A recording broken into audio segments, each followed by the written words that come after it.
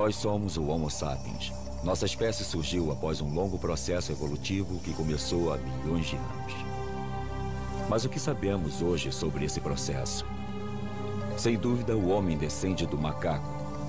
Mas como e por que o macaco se tornou homem? Achávamos que uma coisa estava certa. O macaco se ergueu sobre duas patas para sobreviver na savana. Assim, a adaptação ao meio ambiente era a força motriz da evolução. Mas hoje, numerosos fósseis começam a contradizer essa hipótese. Cientistas de várias áreas já estão chegando a uma conclusão diferente. A força motriz da evolução não é externa, mas interna ao ser humano. Uma nova teoria nasceu. Uma nova teoria que fala de uma história interna, de uma memória embutida, constantemente em ação dentro de nós. Nossas mandíbulas a confirmam. O Homo sapiens não é o fim da linha. Ainda estamos evoluindo. Mas estamos evoluindo para quê? Como será o Homo futurus, o homem que virá depois de nós?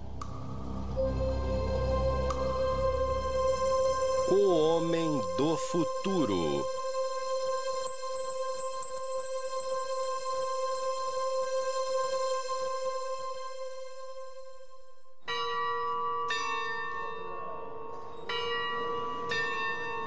Nos últimos 20 anos, o número de fósseis encontrados triplicou. E o que revelam abala nossas convicções. A paleoantropologia está em polvorosa e toda reunião de especialistas acaba em um debate acalorado. Ao nosso redor conheciam o que nós chamamos de avaliação feita pelos pares. A teoria de que os macacos ficaram eretos em duas patas para se adaptar à savana está cada vez mais enfrentando fatos contraditórios. Todas as tendências apontam claramente para uma região talvez toda de floresta, no princípio, mas não simplesmente de floresta. Talvez um mosaico com grandes espaços abertos e também espaços de floresta. O aumento do número de descobertas torna o assunto confuso. Elas modificam o cenário e nos forçam a reconsiderar questões fundamentais. De onde nós viemos? Para onde nós vamos? Quem somos nós? Qual é a definição de vocês para a taxonomia hominídea? Para vocês, o que são características derivadas? Por hominídea, quero dizer o ramo humano, porque isso pode ser debatido. Temos colegas que também põem os chimpanzés e os gorilas no grupo hominídeo. As cavernas de Stegfontein são um dos sítios pré-históricos mais prolíficos da Terra. Aqui, em 1997, Ron Clark descobriu um dos fósseis que sacudiu as teorias estabelecidas. A 12 metros de profundidade, no fundo desta caverna, havia um esqueleto intacto de um ancestral distante que se transformou em pedra com o tempo. Esse indivíduo era um australopiteco, tem uns 3.300.000 anos. Ele morava em um ambiente de florestas e, por algum motivo, chegou perto demais da entrada de um buraco que levava ao fundo desta caverna.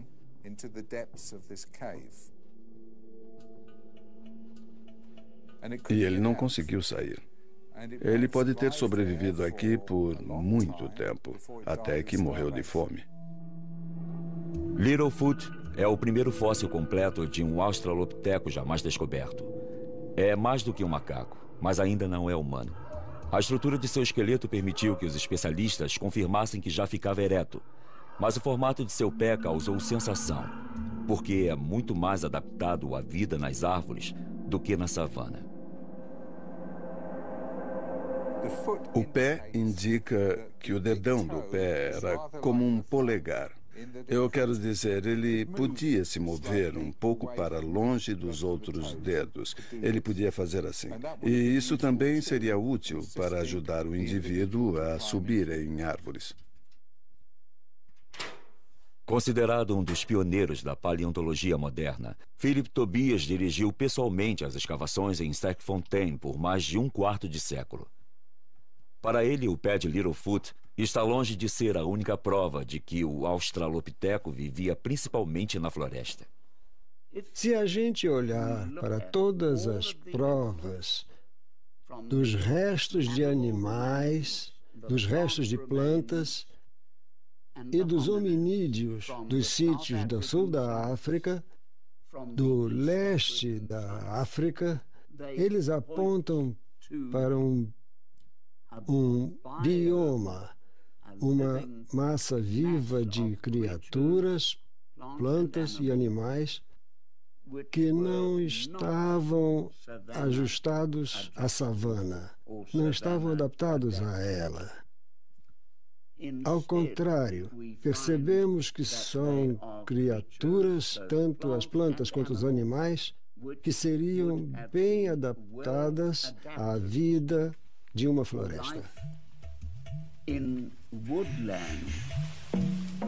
Assim, nossos ancestrais já ficavam de pé sobre duas pernas enquanto ainda viviam na floresta. Ninguém teria imaginado que isso fosse possível, porque esse fato crucial destruiria a hipótese que dominou as ideias sobre a humanização durante quase 30 anos.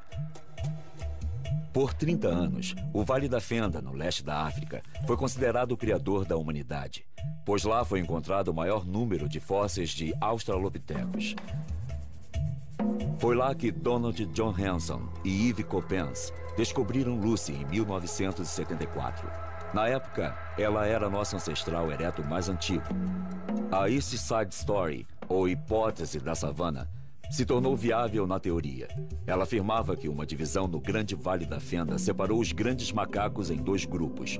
Um ficou no oeste, na floresta, mas no leste o outro grupo teve que se adaptar ao novo ambiente, a savana. Para sobreviver e avistar os predadores, esses macacos tinham que se erguer para enxergar acima do mato alto. Essa hipótese atraente dizia que a evolução era motivada pela adaptação ao ambiente, mas descobertas recentes a puseram completamente em dúvida. A hipótese da savana, que foi sustentada por todo este tempo, ela é do meu tempo de estudante. Está morta. A hipótese da savana está ultrapassada. Abra a janela e jogue a tal hipótese da savana fora. Ela já não é mais sustentável. Daí, se essa não é mais a razão pela qual ficamos de pé, se ela não explica isso, em que pé estamos? Nós voltamos à estaca zero. Nos idos de 1983, a paleontologista Anne Dambecourt Malassé estava mesmo na estaca zero.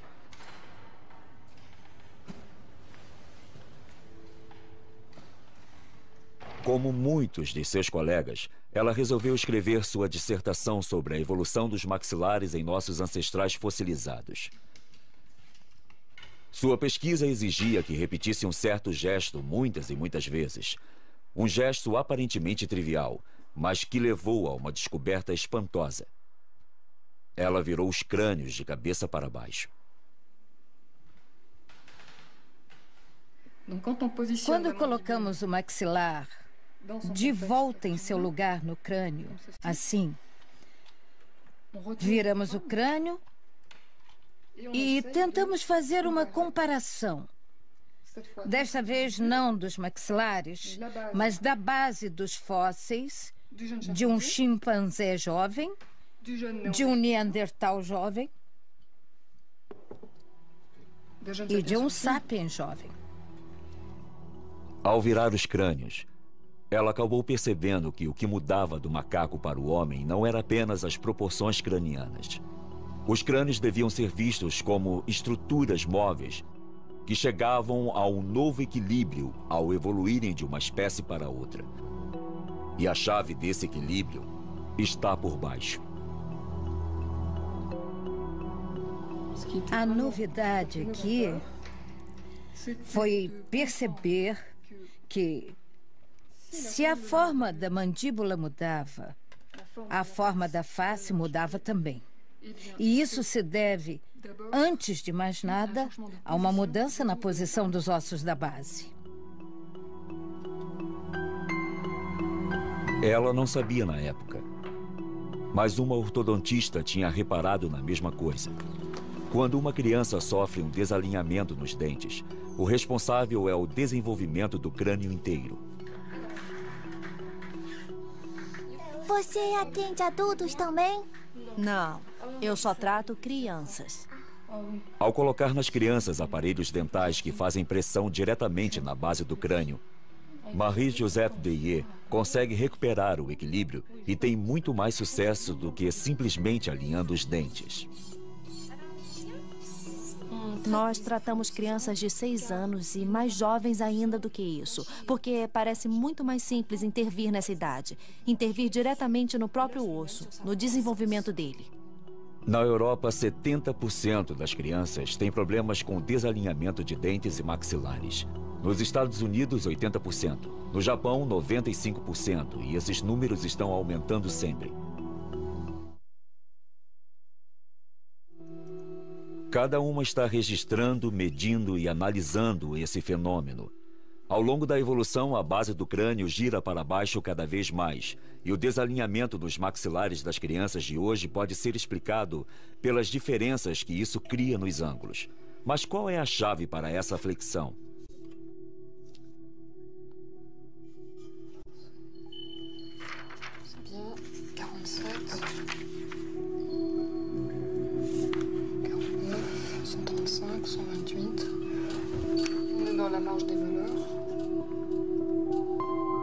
As duas chegaram à mesma conclusão.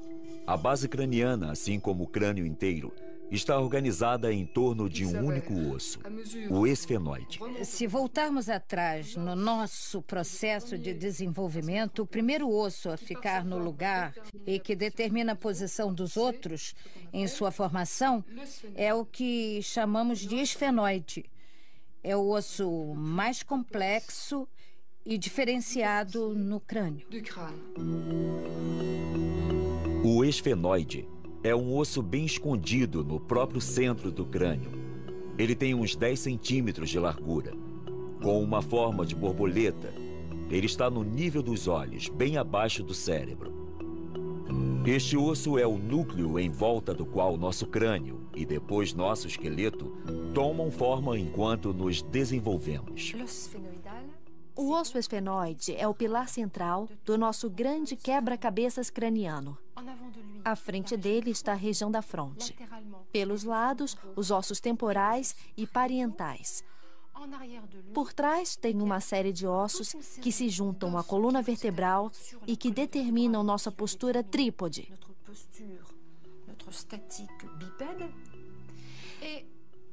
E tem uma articulação principal que une o esfenoide ao occipital. Essas articulações atuam no ato de mastigar. Elas se movem e absorvem toda a pressão, não só da mastigação, como do bipedalismo. Mesmo que tudo isto pareça sólido, a construção de cada osso obedece à mecânica de fluidos. Então, não temos simplesmente um bloco de ossos. O que temos é um quebra-cabeças que realmente vive, é dinâmico e se mexe. O esfenoide é a chave. A forma desse osso evoluiu durante milhões de anos. E a cada vez que se dobrou, levou ao aparecimento de uma nova espécie da família hominídea. O extraordinário é que o esfenoide mudou de forma 5 vezes em 70 milhões de anos, curvando-se um pouco mais para baixo a cada vez. Como podemos explicar a repetição desse fenômeno em intervalos de milhões de anos? Pela primeira vez, uma tendência única salta aos olhos. Uma espécie de fio narrativo que parece se estender na história de nossa evolução desde os primeiros primatas até o homem moderno. Em que ponto do desenvolvimento individual esse osso crucial fica no lugar? E como? Anne d'Ambricourt se aprofunda no estudo do desenvolvimento fetal e embrionário. Ela quer determinar o momento exato em que o esfenoide adquire a sua forma.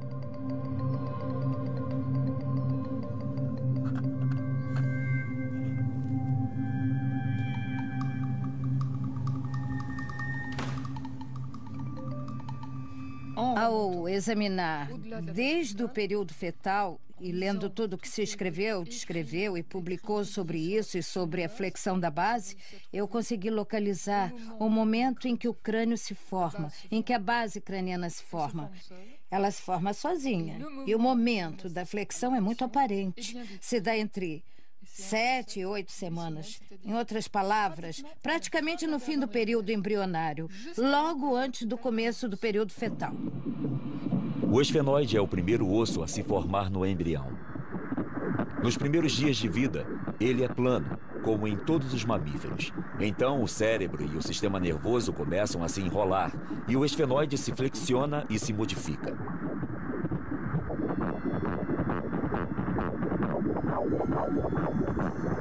Estudando o desenvolvimento desse osso em diferentes espécies de primatas, Anne Dambricourt descobriu exatamente a mesma flexão, ainda que bem menor em outras espécies do que no homem. Como se fosse provocado pela mesma força, como se em algum lugar dentro de nós houvesse uma memória de nossa espécie, uma memória do caminho que a evolução seguiu.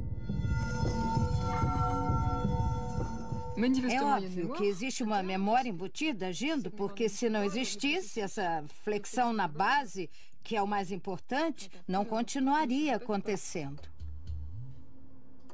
Se por desventura o esfenoide do embrião não se dobra, é assim que fica o crânio da criança.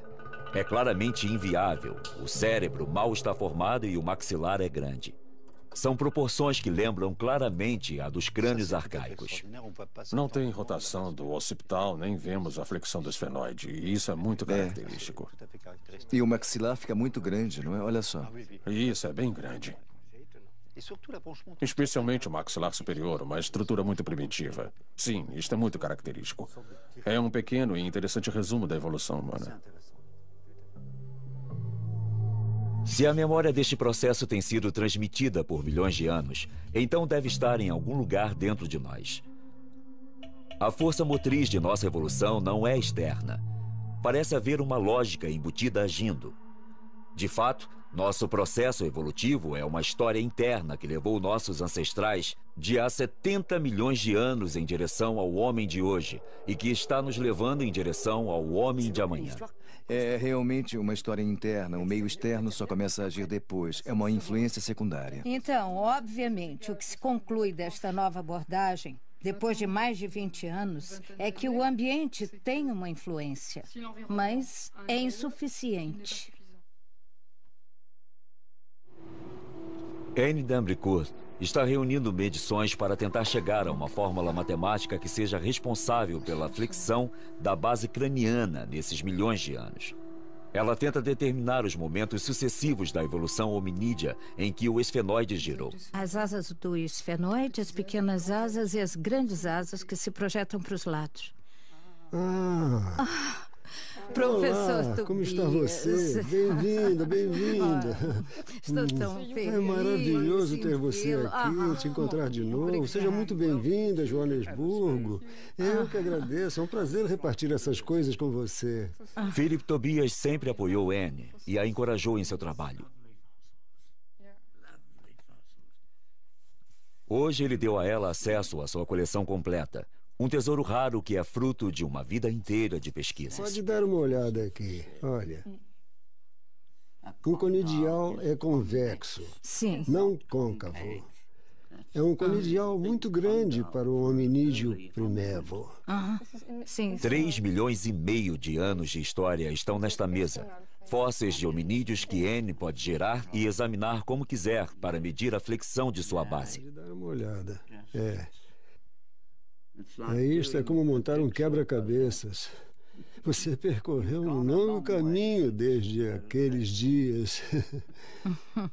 E vai me desculpar por dizer isso, mas ainda falta um bocado de caminho. Ela levou 10 anos de pesquisa ao redor do globo para conseguir descrever com exatidão as transformações do esfenoide no tempo. Mas o que descobriu confirmou seu pressentimento. A evolução hominídea não ocorreu gradualmente, mas em grandes estágios. Os períodos de estabilidade entre cada flexão da base ficaram cada vez mais curtos. E a cada vez que o esfenoide continuava seu movimento, era dado um passo no processo de hominização. A história contada pelas flexões sucessivas do esfenoide é a história das grandes mutações que levaram ao homem. Esta é a nossa história. Então temos aqui a história incrível dos mamíferos. A base do crânio é plana. Daí começa a se dobrar e parece não poder parar uma vez que o processo começou.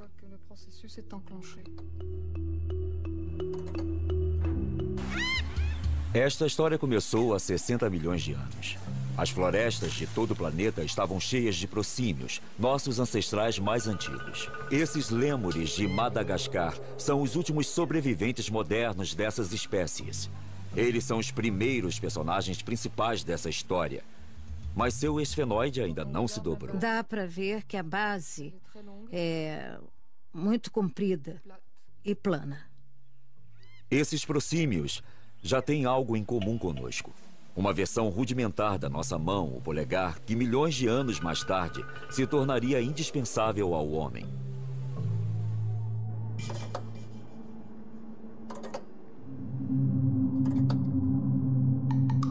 Há 40 milhões de anos, o esfenoide se dobra para baixo pela primeira vez, provocando a primeira grande mutação da nossa história. Este fenômeno não é encontrado em nenhuma outra grande família além da nossa. O que se vê imediatamente é que o crânio não é mais plano. Nos símios, existe uma ligeira flexão na base.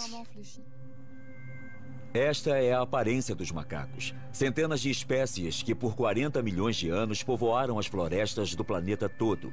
Essa mutação, como as que vieram depois, deu origem a novas capacidades. E com ela, os olhos mudaram totalmente de posição para ficarem bem de frente. Isso possibilitou a visão estereoscópica. Esse é um ponto crucial. O tempo parece se contrair. As grandes mutações da hominização começam a ocorrer cada vez mais juntas, como se um relógio interno tivesse começado a andar cada vez mais depressa. Pode-se observar que, pela segunda vez, ocorre uma deformação no esfenoide. O crânio inteiro se desenvolve em torno de uma base que está mais dobrada. O cérebro se torna mais complexo, o rosto menos prognato. Esta é a aparência dos grandes macacos. Eles também ocupam o planeta todo. Havia dúzias de espécies, mas apenas 4 sobreviveram até a era moderna. Os chimpanzés, os gorilas, os orangotangos e os bonobos. Hoje são nossos primos vivos mais próximos. Compartilhamos mais de 98% de nossos genes com eles. A flexão de seu esfenoide permitiu que um cérebro mais complexo se desenvolvesse. Eles usam ferramentas, pensamento estratégico e mostram sinais de consciência, além de um certo senso de humor. Aí pode ter sido o início de que as primeiras demonstrações rudimentares de que uma propensão ou uma capacidade cultural anunciavam sua presença.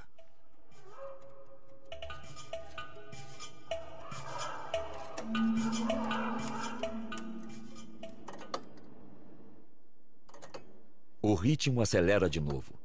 Há 6 milhões de anos, o esfenoide se dobra uma terceira vez, sempre na mesma direção. Esta é a aparência do australopiteco. Eles não são mais macacos, mas também ainda não são humanos.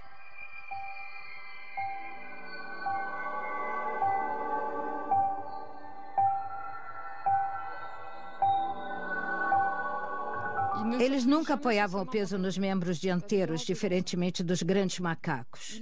Já tinham uma certa verticalidade, embora não como nós.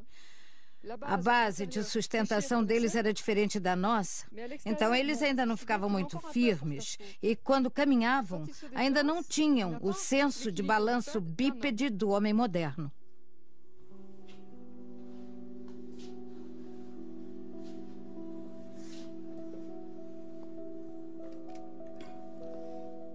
Esta é a famosa criancinha. Ela tem mesmo um rostinho lindo.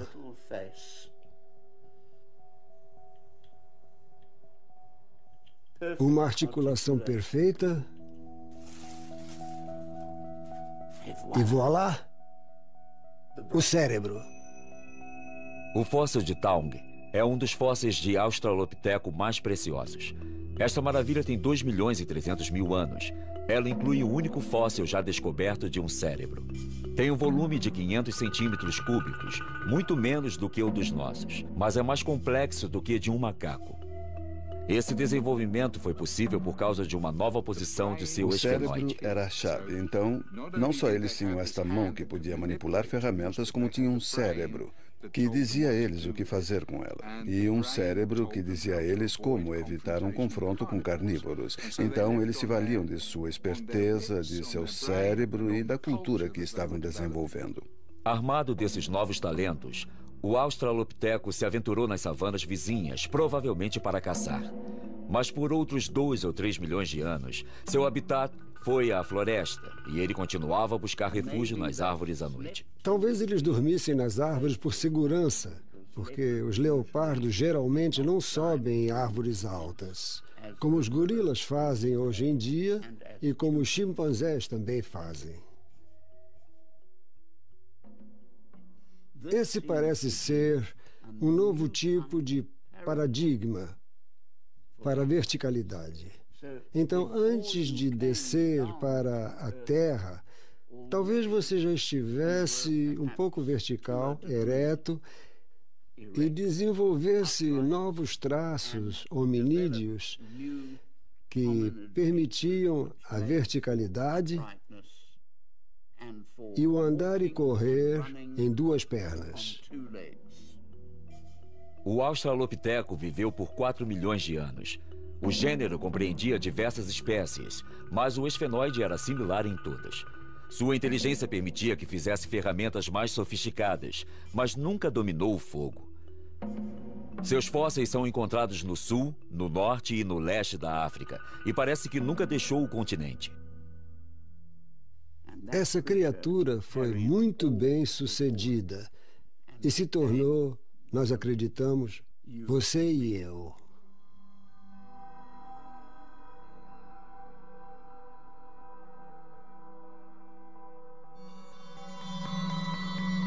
Há 2 milhões de anos, houve uma 4ª contração do tempo.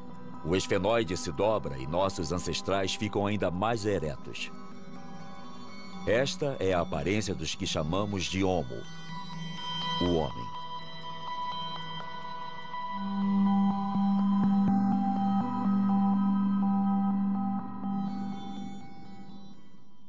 Sua pelve é diferente. As proporções de seus membros são diferentes. O homem é um caminhante, um corredor.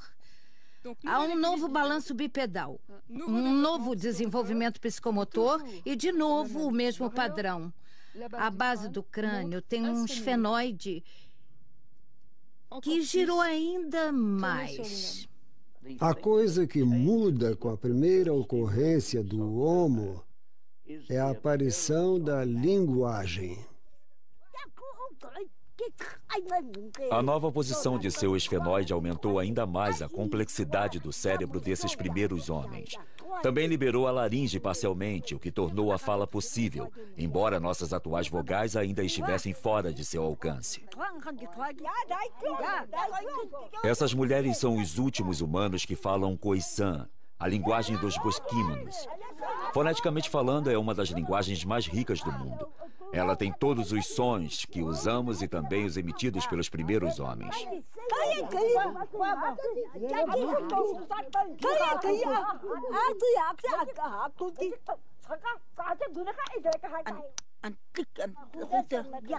Tem um leque completo de estalos altamente desenvolvidos feitos com a língua e a boca, que substituíam as vogais na época. Tem o estalo dental, o estalo lateral, o do palato superior, o palatal, e o bilabial, específico apenas desta língua.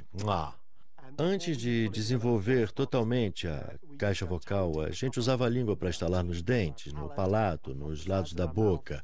E isso não exigia vogais. Assim, você podia fazer distinções em uma linguagem bastante primitiva, usando esses sons contrastantes. Essas mulheres são os últimos seres que podem esclarecer como o homem começou a falar.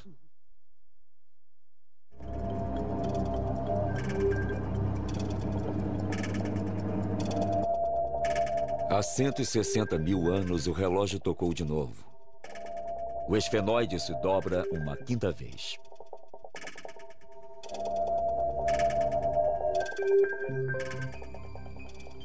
O cérebro se torna muito mais complexo. É mais bem suprido de sangue. E, naturalmente, depois desta evolução biológica, nós vamos ver muito rapidamente uma evolução cultural. Esta é a aparência do Homo sapiens.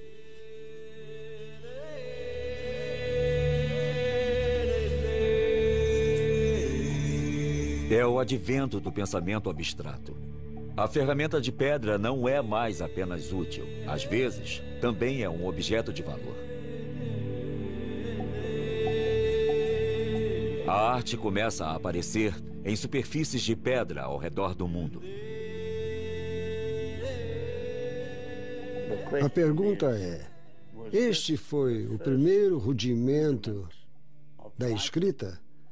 Isso nos aconteceu muito recentemente, mas acredito que eles falavam nisso muito tempo antes de começarem a fazer mesmo.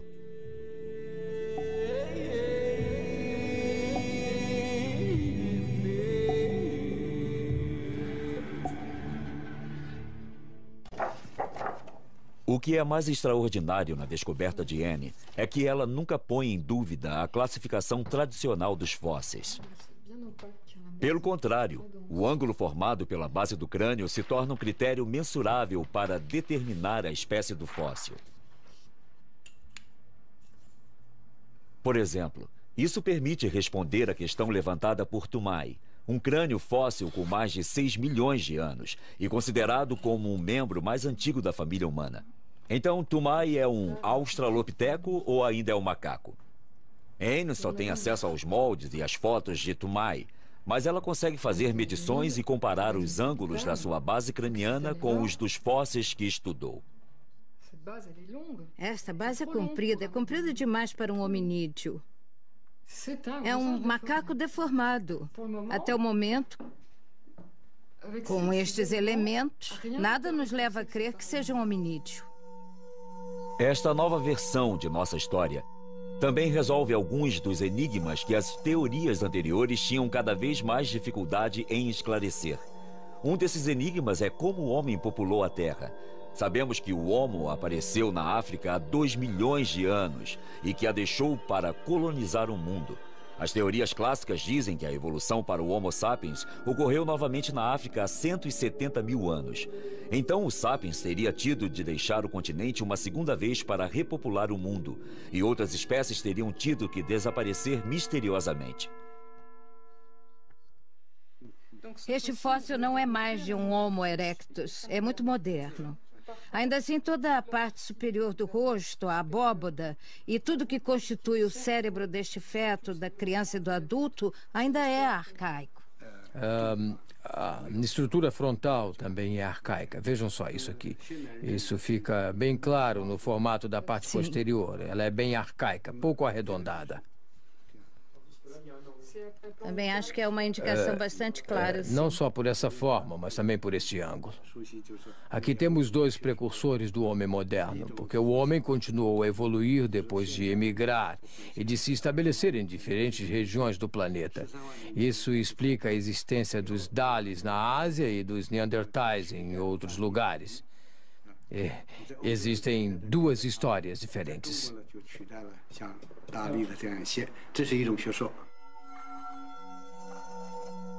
Os Dalis fornecem provas de que o homem arcaico evoluiu para o sapiens simultaneamente em diferentes partes do mundo. Isso poderia dizer que não houve apenas um, mas diversos locais de origem da humanidade moderna? Marie-Joseph Deye também foi à China, onde suas observações das diferenças entre as estruturas cranianas das crianças chinesas e europeias a levaram a tirar a mesma conclusão. Em Pequim, vimos crianças mais velhas que pareciam ter a mesma malformação, mas foram tratadas em tempo recorde. Isso não pode ser explicado pelos aparelhos e procedimentos usados. É mais provável que haja alguma diferença na estrutura e no desenvolvimento do crânio que as torna mais fáceis de tratar.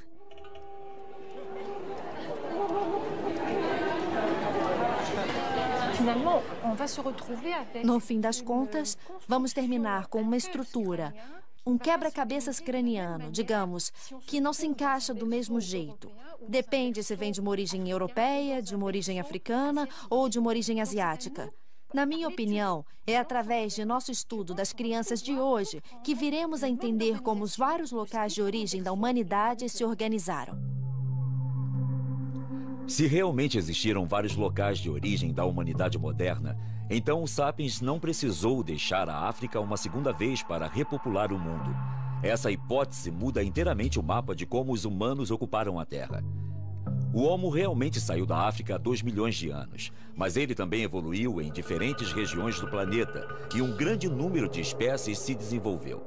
Algumas delas, como o Neandertal na Europa e o Sinantropo na Ásia, desapareceram sem deixar descendentes.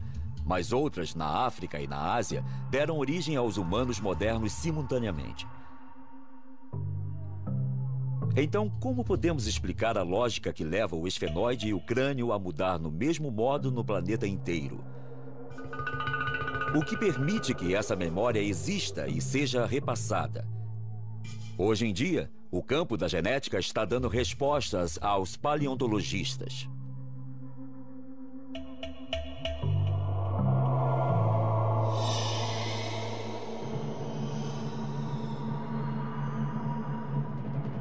Existe uma causa recorrente e essa causa é genética.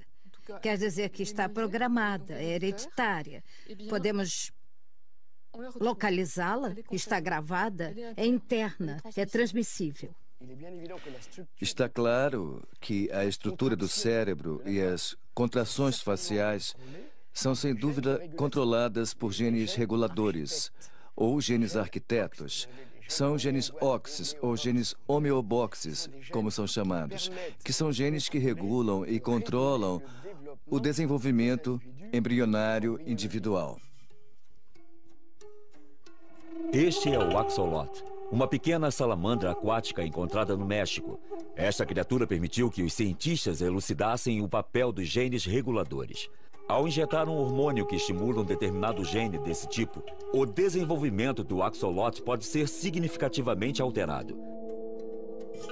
Em poucos dias, as guelras dos 2 lados da cabeça começam a encolher. Encolhem cada vez mais e desaparecem.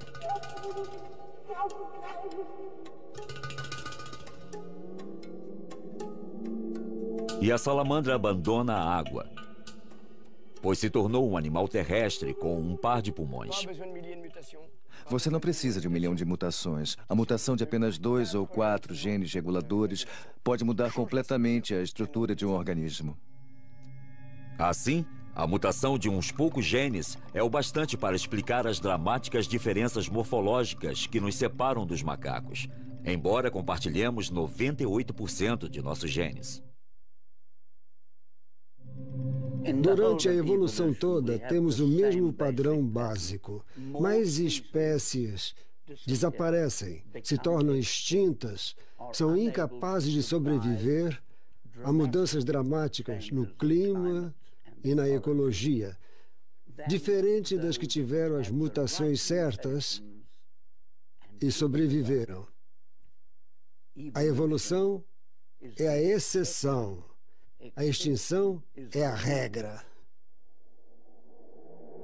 Isso significa que existe uma direção, um caminho, um processo global ocorrendo que a evolução segue em todo lugar?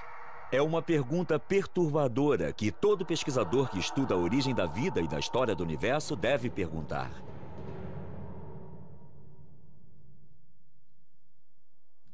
E sou convencido de que a história da vida se deu do mesmo modo como a simples matéria inerte evoluiu para a mais complicada.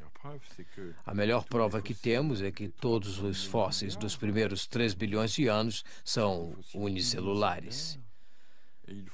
E que temos que esperar até o 4º bilhão para achar fósseis pluricelulares. Criaturas vivas que eram multicelulares. E a regra geral do nosso universo está escrita tanto na terra quanto no céu, na história da vida e na história do homem.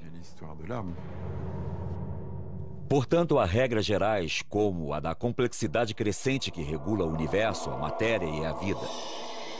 São leis que operam no meio das mudanças e que determinam a história humana, assim como a do nosso universo.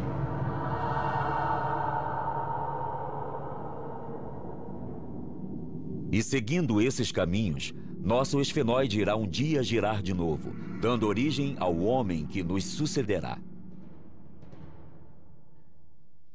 Não existe motivo para o processo parar no Sapiens.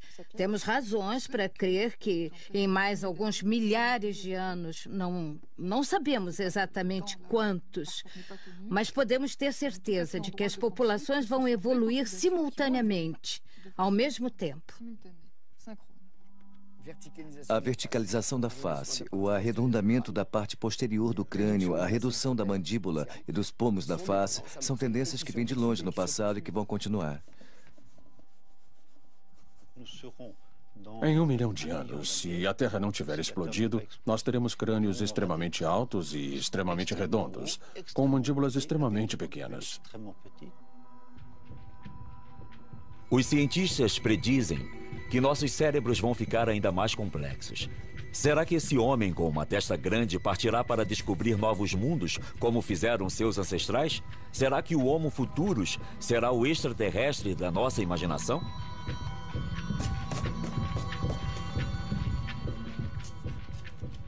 Podemos também imaginar um monte de aparelhos eletrônicos que serão colocados na nossa pele, por baixo da pele, dentro dos nossos órgãos, junto de nossos órgãos ou que os substituirão. Pela primeira vez desde que a vida começou, uma criatura, o ser humano, pode ser capaz de influir em sua própria evolução. Com o poder que a ciência deu ao homem para intervir no âmago de suas próprias células, ele tentará dirigir o rumo de sua história interna? O Sapiens dará ao Homo Futurus tempo suficiente para sucedê-lo? Se o homem não conseguir controlar sua população e salvar os recursos do planeta, ele arrisca se extinguir, o que significa que o mundo se tornará de novo o que realmente é, ou seja, um mundo de bactérias, artrópodes e insetos. Também podemos esperar que esses humanos tenham uma consciência de seu lugar de origem, que não será mais a África, mas o planeta. E o que ele fizer com esse cérebro, que será fundamental para a sua sobrevivência e sua adaptação. Essa é a mensagem verdadeira da evolução humana, a de ensinar às crianças a linguagem humana. Ensinar às crianças os mecanismos da sobrevivência e ensinar a elas as mensagens dos rituais e dos espíritos, do espiritual, que se tornaram e se tornam ainda muito mais importantes na sobrevivência do homem. Aí está o futuro.